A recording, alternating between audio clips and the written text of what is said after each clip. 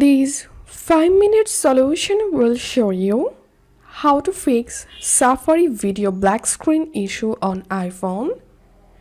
So if you're trying to watch YouTube or any other platform videos using Safari browser, you're facing the black screen issue. Follow these quick solutions to fix this issue. The first solution is clear Safari cache files.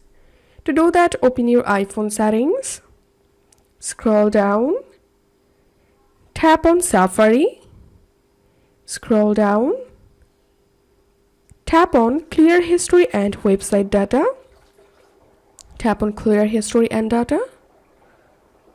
Once done, scroll up and disable block pop-ups, and then go to your Safari browser and check the issue.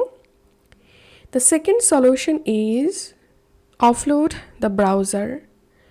Go to your iPhone settings, scroll down, tap on General, tap on iPhone storage, search for Safari.